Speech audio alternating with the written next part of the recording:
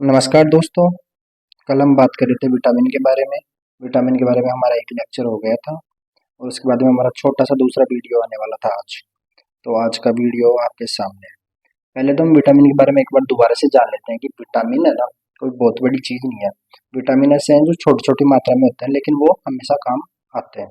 बिल्कुल छोटी सी मात्रा में भोजन में लिए जाते हैं ना, खाने की तरह नहीं लिए जाते। जैसे कार्बोहाइड्रेट, प्रोटीन, लिपिड ऐसे लेते हैं, वैसे नहीं लिए जाते। तो कल हमने तीन विटामिन देख लिए थे। विटामिन ए, विटामिन सी और विटामिन डी। आज हम उससे आगे विटामिन को देखने जा रहे हैं। आज हमारा नंबर होगा विटामिन ई के बारे में। विटामिन ई, जिसको साइंटिफिक भाषा में क्या बोलते हैं, जिसका साइंटिफिक नेम क्या है, टोकोफेरोल। और इसी को ब्यूटी विटामिन बोलते हैं। ब्यूटी विटामिन मतलब जो चेहरे की चमक, त्वचा वगैरह का ध्यान रखने वाला जो विटामिन है ना, विटामिन ई है। आपने देखा होगा मेडिकल पे ग्रीन कलर का छोटा सा वो आता है कैप्सूल, जिसको कई बार तो डायरेक्टली ले लिया जाता है, कई बार जो आंखों के नीचे काले घेरे होते हैं ना, धब्बे वगैरह हटाने के लिए, वो इसी विटामिन ई का कैप्सूल आता है, क्योंकि इसी को ब्यूटी विटामिन कहते हैं। ये विटामिन ई हमें किस चीज़ से प्राप्त होता है?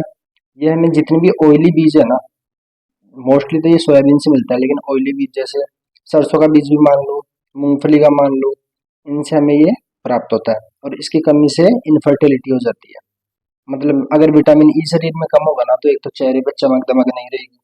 दूसरी बात, पुरुष में और महिला में दोनों में नपुंसकता आ सकती है। उनके जो ओवम और स्पर्म है ना, वो मैच्योर नहीं हो पाएंगे अच्छे से, है ना।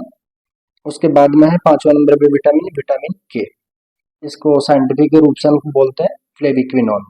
क्या बोलते हैं? फ्लेविक्विनोन। विटामिन के दो प्रकार होते हैं, एक तो विटामिन के वन होता है और एक विटामिन के टू होता है।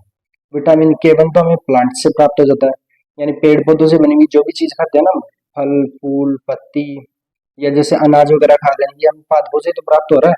अनाज हुआ, कोई भी फ्रूट हुआ, फल हुआ, है ना। और दूसरा होता है विटामिन के टू, जो हमें जानवरों से प्राप्त होता है। जानवरों से प्राप्त होने का मतलब है कि दूध, दही, मांस, अंडा, है ना, जो भी हम जानवरों से खा रहे हैं डायरेक्टली, वो सारा विटामिन के टू का सोर्स है। और विटामिन के की कमी से है ना, ब्लड क्लॉटिंग नहीं होती। यानी जो प्लेटलेट्स है ना, जैसे कहीं पर भी चोट लगी, जैसे मान लो यहाँ पर अभी चोट लगी, तो चोट लगने के बाद में हमारा क्या होता है कि वहां पर खून का थक्का जम जाता है थोड़ी देर में। तो खून का थक्का जमाने के लिए प्लेटलेट्स के साथ साथ विटामिन के भी होना बहुत बहुत जरूरी है। इसके बाद में आता है हमारा विटामिन बी कॉम्प्लेक्स। यानी विटामिन बी एक सिंगल विटामिन नहीं है, विटामिन बी का पूरा कॉम्प्लेक्स है। विटामिन बी का पूरा कॉम्प्लेक्स है, इसका मतलब ये है कि विटामिन बी वन भी है, विटामिन बी टू भी है, विटामिन बी थ्री भी है, बी थ्री तो नहीं है, बी फोर है ना। उस प्रकार से तो विटामिन बी वन को बोलते हैं थाइमिन। इसका साइंटिफिक नेम है थाइमिन। और इसका सोर्स क्या होता है? जैसे फाइबर हो गया, किसी भी बीज का छिलका मान लो ना, सीड कोड, जैसे गेहूं का छिलका आ गया, चावल का छिलका आ गया। और जैसे इस एक फेमस क्वेश्चन बनता है विटामिन बी वन से, कि विटामिन बी वन किस में नहीं मिलेगा।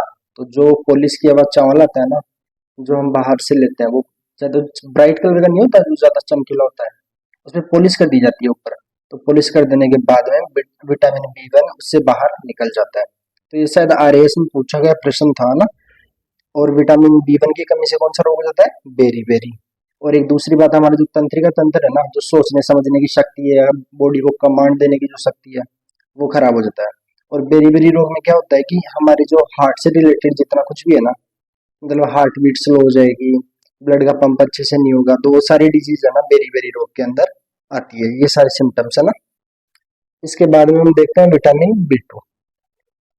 विटामिन बी टू जिसको राइबोफ्लेविन भी बोलते हैं, राइबोफ्लेविन या विटामिन जी भी। विटामिन जी का मतलब यहाँ पर है ग्लोटिस। और ग्लोटिस को अगर हम नॉर्मल भाषा में देखें तो जीभ से ले सकते हैं, है ना। और इसकी कमी से कौन सा रोग हो जाता है? किलोसिस रोग हो जाता है। किलोसिस रोग वही सिम्टम्स है, यानी इसको विटामिन जी बोल रहे हैं ना, वो इसी वजह से बोल रहे हैं कि किलोसिस के अंदर जीभ के अंदर सूजन आ जाती है। और उसके साथ साथ हमारी जीभ पर छाले वगैरह हो जाते हैं।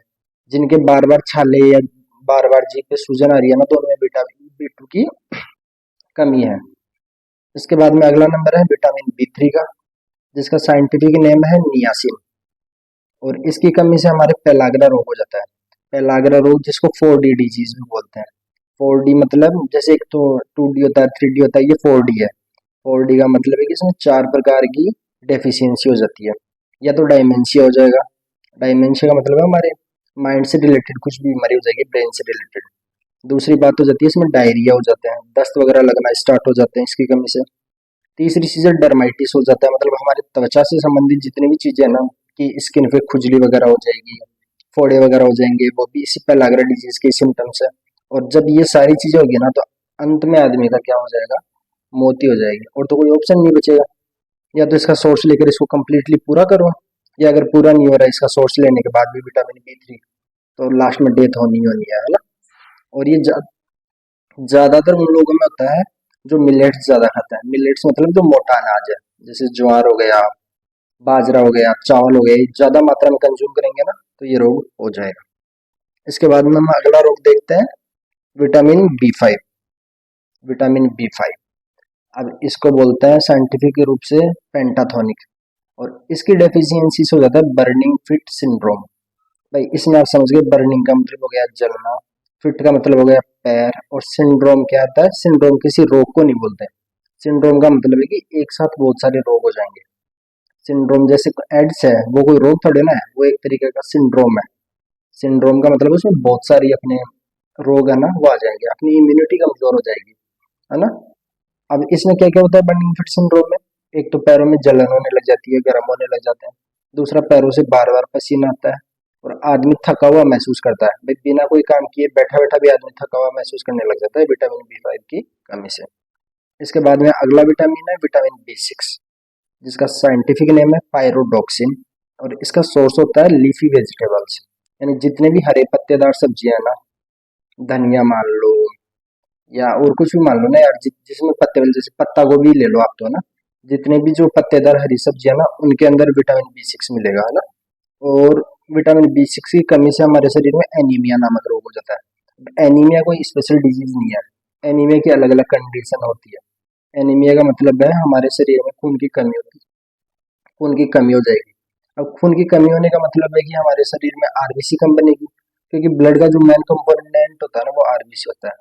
और अगर आरबीसी कम बनेगी तो ब्लड अपने आप ही है ना, शरीर में कम हो जाएगा। इसके बाद के जो विटामिन है वो कौन कौन से रह गए, वो मेरे को आप कमेंट करके बताओगे, उनको मैं नेक्स्ट जो भी लेक्चर आएगा ना, वीडियो है ना, उसके अंदर मैं लेकर आ जाऊंगा। धन्यवाद। और थोड़ा बहुत है ना लाइक वगैरह सब्सक्राइब वगैरह करो तो कर दिया करो, वरना वो फिर आपकी इच्छा है ना। धन्यवाद।